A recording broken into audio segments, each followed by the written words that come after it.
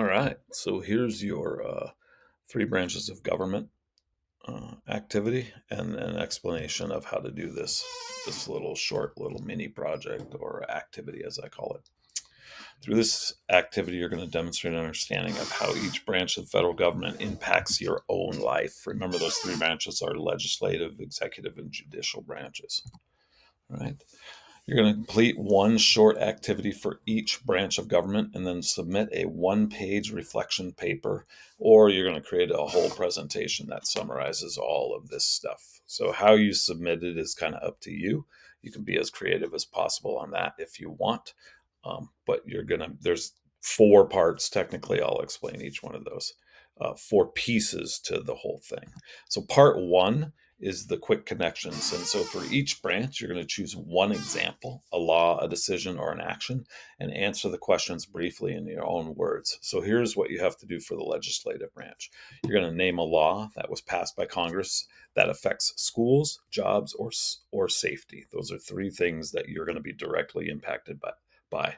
So remember, just one law, okay, that affects either schools, or one law that affects jobs, or one law that affects safety, not three laws. How does this law affect your own life, either directly or indirectly? That's the question you need to answer. For example, there's a law called the ESSA Act, which is the Every Student Succeeds Act, which was the law that took over for No Child Left Behind, right? Okay. ESSA requires schools to test students regularly and report performance. So it affects me because my school uses these test results to determine class placements and funding, which influences the quality of education that I receive. Or, well, not me, but the quality of education that I give too, right? The executive branch. Name one executive action, like an order or a policy by the president or a federal agency. So, how does this decision affect your rights, opportunities, or safety? For example, the student loan forgiveness plan that was proposed by the last president, it affects your rights and opportunities, or how it affects them. Even though I'm still in high school, this policy could help me in the future by reducing college debt and making higher education more accessible and affordable. So, obviously, I'm writing this part or giving you an example in your perspective, right? I'm not still in high school. The judicial branch. Name a recent Supreme Court decision about rights, education, or safety. How does this decision affect you or someone you know?